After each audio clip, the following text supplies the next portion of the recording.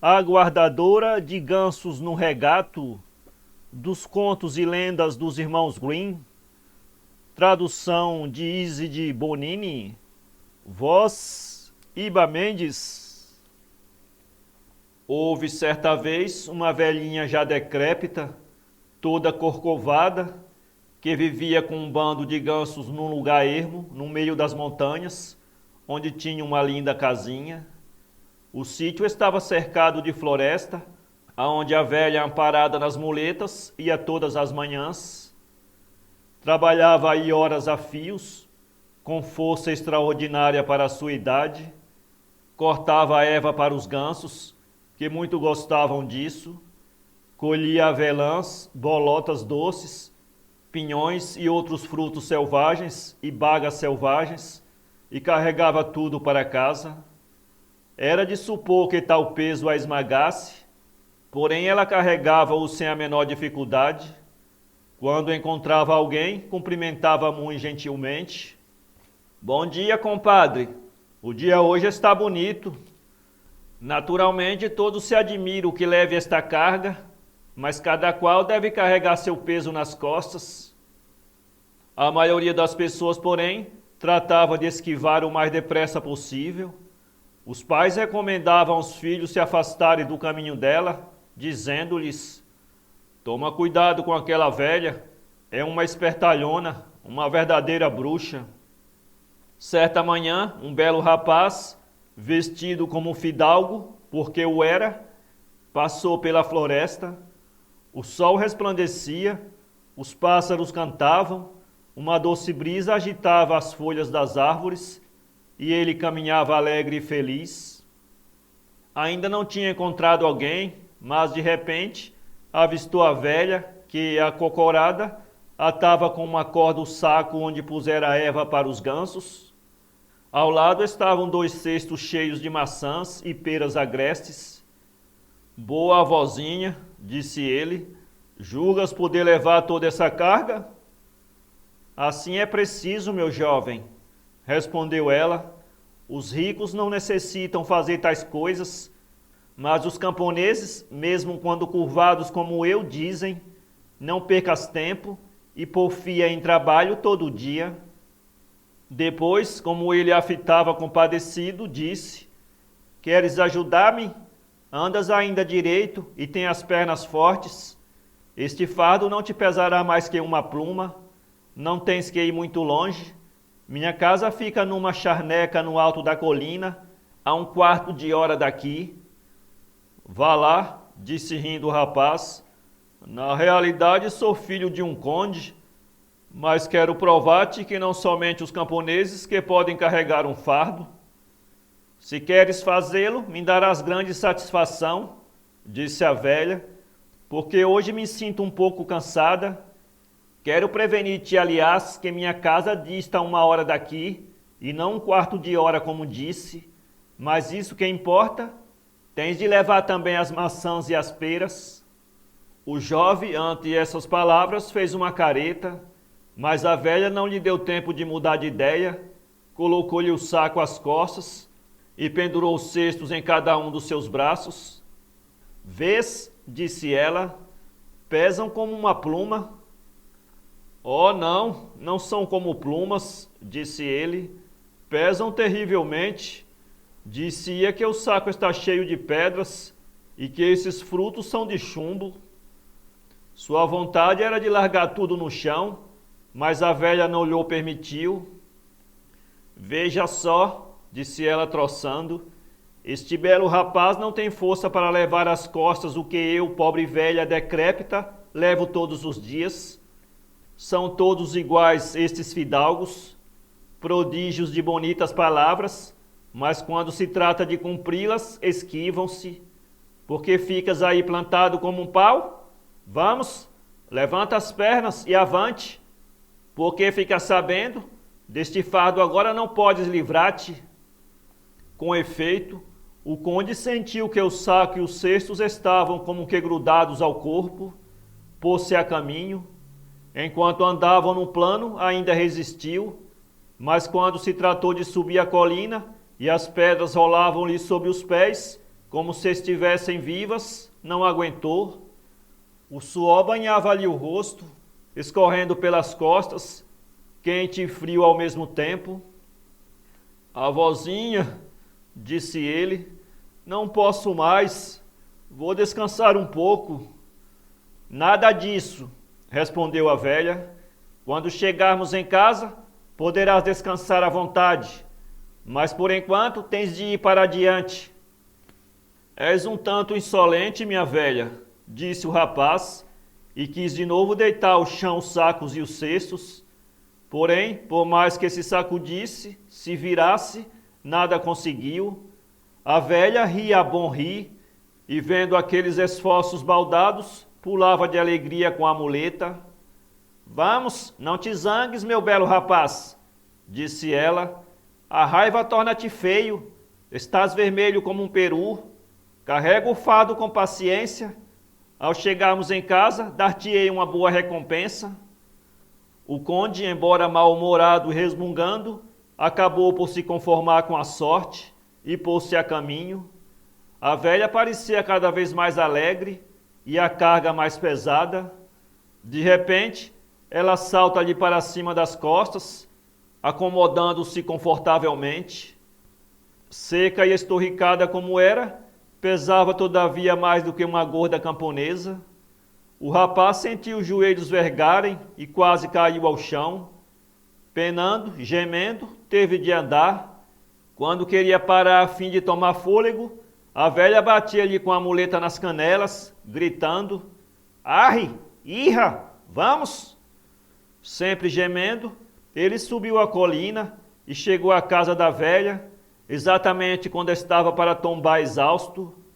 Quando chegaram perto da casinha, os gansos que andavam por aí em volta, vendo a dona, correram-lhe ao encontro, batendo as asas, esticando o pescoço, abrindo um bico, em suma, fazendo um estardalhaço medonho.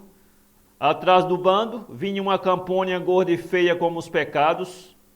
Minha mãe, disse ela, como demoraste hoje? Aconteceu alguma coisa desagradável? Não, minha filhinha, não me aconteceu nada, respondeu a velha. Pelo contrário, tive o prazer de encontrar este belo jovem que teve a amabilidade de carregar meu fardo comigo em cima. O caminho não nos pareceu nada comprido, rimos e divertimos-nos o tempo todo. Finalmente a velha saltou para o chão, tirou-lhe o saco e os cestos, olhou para ele carinhosamente e disse: Agora, meu bom rapaz, pode sentar-te nesse banco e descansar. Mereceste bem a recompensa e não deixarás de tê-la. Quanto a ti, minha pequena, vai para casa, és bela e o jovem conde pode apaixonar-te por ti. O rapaz, apesar de extenuado e pouco disposto a rir, só a muito custo se conteve a ideia de apaixonar-se por aquele monstro, pensando consigo mesmo: uma joia dessas, mesmo que tivesse 30 anos menos, não conseguiria ferir-me o coração. A velha, depois de acariciar os gansos como se fossem seus filhos, encontrou em casa com a filha. O conde deitou-se no banco que estava debaixo de uma tilha. O ar estava morno, suave e perfumado do cheiro de tomilho. Um prado verdejante estendia-se a toda a volta, salpicado de prímulas, tomilho e uma infinidade de outras flores. Pouco distante, um riacho cristalino murmurava sob os raios do sol.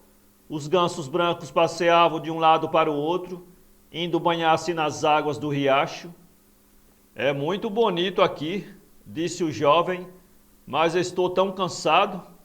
Vou dormir um pouco, já não posso mais.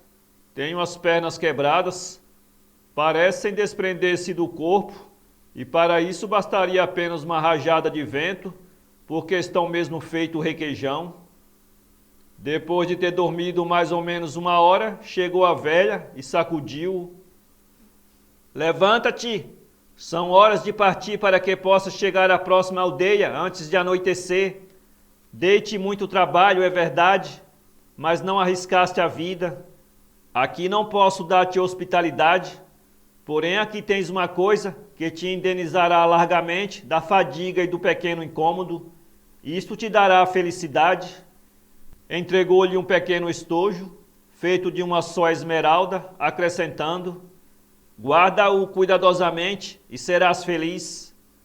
O conde aceitou o presente, pôs-se de pé e, com grande espanto seu, não sentiu o menor cansaço, estava lépido e bem disposto. Agradeceu a velha, despediu-se dela e foi-se embora sem mesmo lançar um olhar à pobre Campônia, guardadora de gansos. Já ia longe e ainda se ouvia a barulhada dos gansos. O conde teve de vagar durante 3 dias por aquela grande floresta, antes de encontrar-lhe a saída. Por fim acabou de sair, mas do lado oposto por onde entrara. Chegou a uma grande cidade, e sendo desconhecido de todos, conduziram-no à presença do rei e da rainha, que o receberam no meio da corte, sentados nos tronos. Pôs um joelho em terra e ofereceu à rainha o estojo que lhe dera a velha. A rainha aceitou, pedindo ao jovem que se levantasse. Mal, porém, viu o conteúdo do estojo, desmaiou. Por ordem do rei, os guardas precipitaram-se sobre o conde e o levaram para a prisão, mas logo o trouxeram, pois a rainha, que voltara a si, pediu a todos que se retirassem e a deixassem falar a sós com o jovem conde. Quando ficaram sós, ela prorrompeu em pranto e disse: o que vi nesse estojo despertou no meu coração um cruel desgosto. Ah, que valem o fausto e as honrarias que me circundam, se todas as manhãs desperto em meio à ansiedade e ao sofrimento. Eu tinha 3 filhas, todas 3 lindas. A mais jovem, sobretudo, era tão linda que a achava uma verdadeira maravilha. Sua tez tinha a cor da flor de macieira e os cabelos eram brilhantes como os raios do sol. Pelo dom de uma fada, quando chorava, eram pérolas e pedras preciosas que caíam dos seus olhos. Quando completou 15 anos, o rei mandou chamar as 3 para o pé do trono. Quando apareceu perante a corte reunida, disse-ia que tinha surgido a aurora. Todos esticavam o pescoço para melhor as admirar. O rei disse: minhas boas filhas, todos somos mortais, ninguém conhece o momento da morte. Por isso quero, de antemão, determinar a parte do meu reino que tocará a cada uma quando eu já não existir. Sei bem que todas me amam, mas diga-me em cada uma como é que ama, para que eu possa saber qual a quem tem por mim a afeição mais terna. Essa terá uma parte maior do que as outras. A mais velha disse: meu pai, amo-vos como os bolos mais doces, mais açucarados. Disse a segunda: eu vos amo como amo o meu vestido mais bonito. A mais nova mantinha-se calada. Então o rei perguntou-lhe: e tu, meu tesouro, como é que me amas? Não sei exprimir ao certo, respondeu ela. Adoro-o infinitamente, mas não posso comparar nada o meu amor. O pai, todavia, insistiu para que dissesse qualquer coisa. Por fim, ela disse: as iguarias mais finas e delicadas não me agradam sem sal, portanto, amo-vos como ao sal. Ao ouvir essas palavras, o rei, que era muito colérico, zangou-se terrivelmente e disse: ah, faltas-me ao respeito, já que preferes o sal a tudo, terás tanto sal quanto puderes levar. Meu reino será partilhado igualmente entre as tuas irmãs. Depois, apesar das lágrimas e súplicas de todos os que o cercavam, o rei fez atar às costas da pobre criança um saco de sal e mandou que a levassem para a floresta virgem que fica na fronteira do nosso reino. Quanto chorou a pobre pequena por ter que nos deixar, e chorou e lamentou-se durante todo o caminho, não por ter perdido a herança paterna, mas por ver-se separada dos pais e das irmãs, a quem muito amava. Trouxeram-me um cesto cheio de pérolas que caíram dos seus olhos. No dia seguinte, a fúria do rei acalmou-se e ele arrependeu-se amargamente de ter dado aquela ordem insensata. Mandou procurar a menina por toda a floresta, mas não lhe descobriram vestígio algum. Tê-la-ia devorado os lobos ou outros animais ferozes? Essa ideia enche meu coração de angústia e sofrimento. Prefiro pensar que tenha sido recolhida por alguma pessoa caridosa, e o que este estojo contém confirma-me nessa suposição. Quando o abri, verifiquei que continha 2 pérolas absolutamente iguais às que caem de seus olhos quando chora.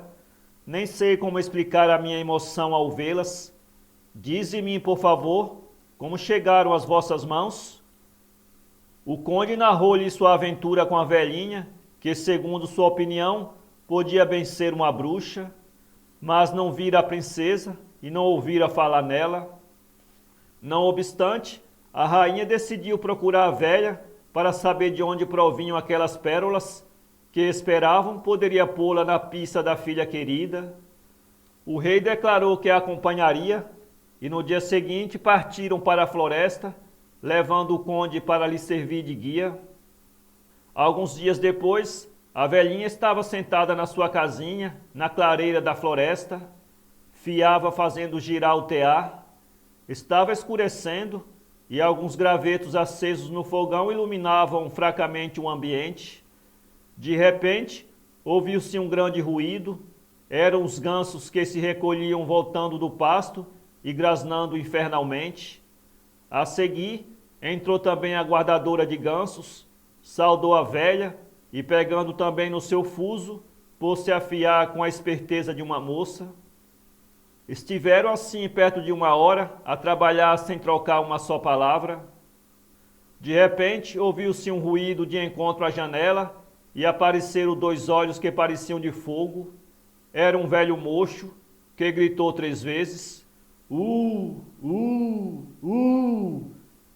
É o sinal, disse a velha. É tempo, minha filha, de ires ao teu trabalho.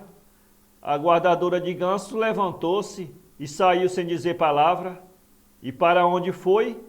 Dirigiu-se através da charneca para uma fonte existente à entrada da floresta. Ao lado da fonte havia 3 velhos carvalhos. A lua resplandecia em toda a sua claridade por cima das montanhas. Estava tão claro que se podia distinguir um alfinete no chão. A guardadora de ganso sentou-se numa pedra, retirou uma pele que, qual uma máscara, lhe cobria todo o rosto e a cabeça. Baixou-se, lavou-se na água da fonte e estendeu-a sobre a erva para clarear e enxugar.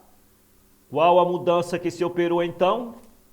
Uma coisa igual nunca se vira. Em vez de uma grosseira campônia, via-se agora uma jovem de beleza surpreendente.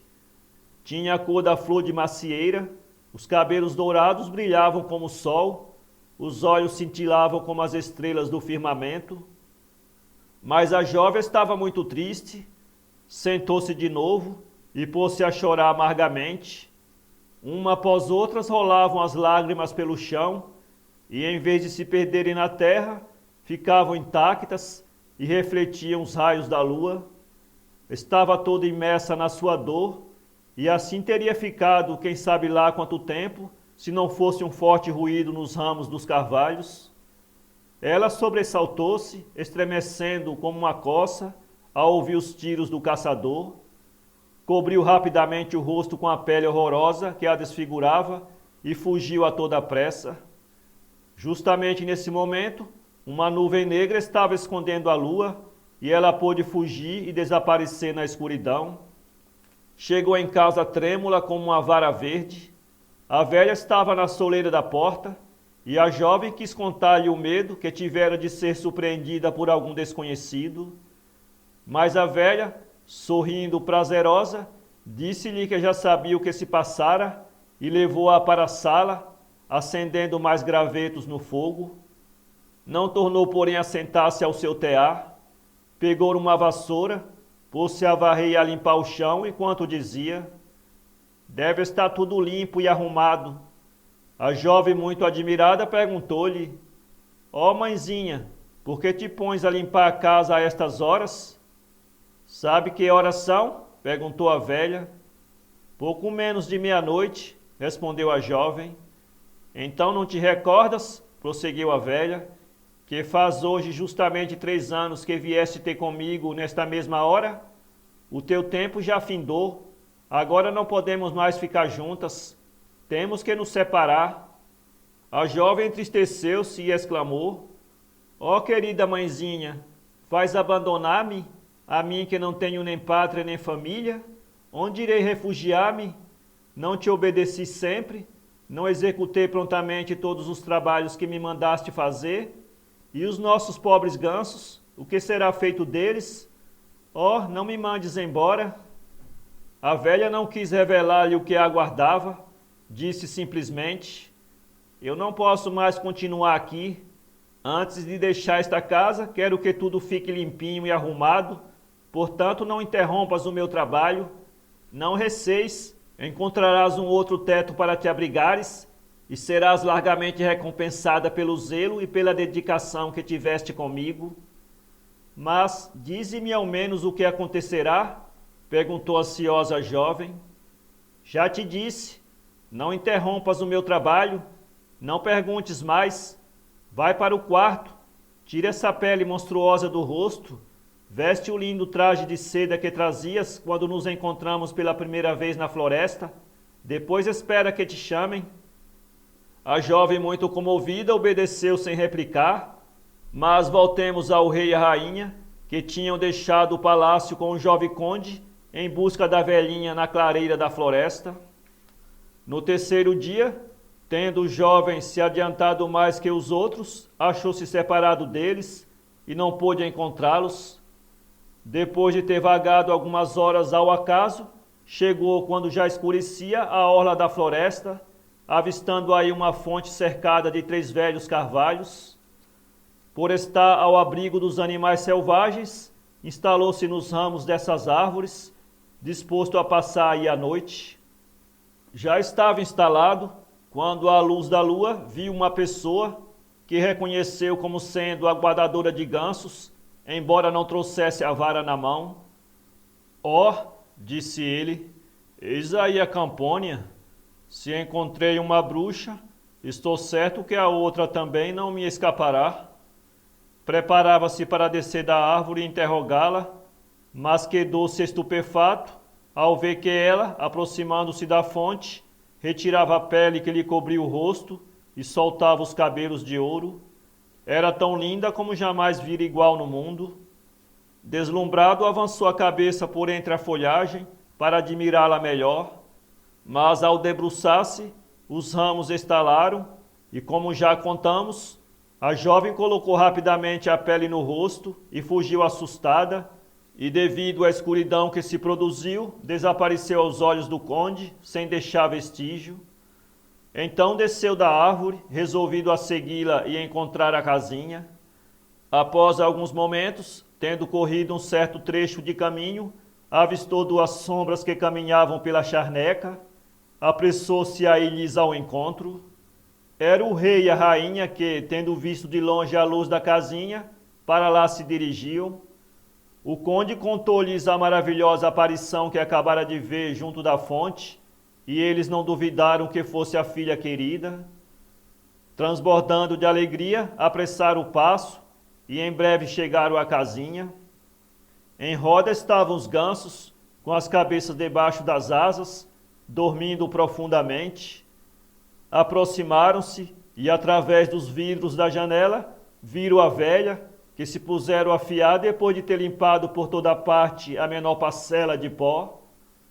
Sentada lá silenciosamente, ela fiava, fazendo sim, sim com a cabeça, sem olhar para lado algum, mas não viram a filha. Ficaram por algum tempo olhando com atenção. Depois a rainha, que ansiava por ver a filha, bateu levemente à janela. Parecia que a velha o estivesse esperando. Levantou-se e, abrindo a porta, disse num tom amável: entrai, bem sei quem sois. Quando entraram, ela dirigiu-se ao rei, acrescentando: terias podido poupar-vos o incômodo desta longa caminhada, se há 3 anos não tivesses, por uma justiça cruel, abandonado vossa filha na floresta, ela que é tão boa e tão encantadora. Isso não a prejudicou, mas foi-lhe preciso durante todo esse tempo guardar os gansos. Assim não aprendeu nada de mal e conservou toda a pureza e inocência do coração. Quanto a vós, estáis suficientemente punidos com a angústia e o tormento em que vivestes durante esse tempo. Agora estão findas vossas penas. Dirigiu-se até o quarto ao lado e chamou: Vem, minha filhinha. Abriu-se a porta e a princesa surgiu vestida com os trajes da corte. Os cabelos brilhavam como ouro puro, os olhos pareciam 2 diamantes. Disse-ia um anjo do céu, lançou-se nos braços da mãe, depois abraçou o pai, que chorava de alegria e arrependimento. Nisso avistou o jovem conde ao lado, corou como uma framboesa, pensando no desdém que ele lhe mostrara quando a julgava um monstro. Minha filha, disse o rei, sinto deveras ter partilhado o meu reino com tuas irmãs mais velhas. Agora que posso dar-te? Não é preciso preocupar-se, disse a velha. Eu recolhi todas as pérolas que ela derramou pensando em vós. São infinitamente mais preciosas do que as que se colhem no fundo do mar e valem mais que o vosso reino.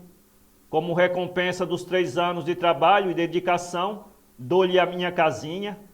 No subterrâneo encontrareis um tesouro imenso. Dizendo isso, e depois de abraçar a princesa, a velha desapareceu como por encanto. Ouviu-se um leve estalido na parede, e quando olharam em redor, viram que a casinha se transformara num magnífico palácio, com numerosos criados andando de um lado para o outro e servindo a mesa suntuosamente posta. A história não termina aqui, mas minha avó, que má contou, tinha já a memória falha e não se recordava do fim. Vinha a saber depois, por outras pessoas, que a bela princesa casara com o jovem conde e que viveram muitos e muitos anos felizes no palácio dado pela velhinha. Quanto aos gansos que viviam na casinha, se eram todas jovens assim transformadas pela velha, nada sei com certeza.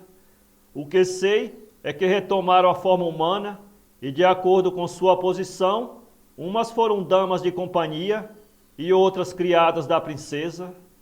A velha não era uma bruxa má, mas uma fada que só fazia o bem. Foi provavelmente ela a dar à princesa, quando esta nasceu, o dom de verter pérolas ao invés de lágrimas. Hoje isso não acontece mais, senão os pobres ficariam todos ricos.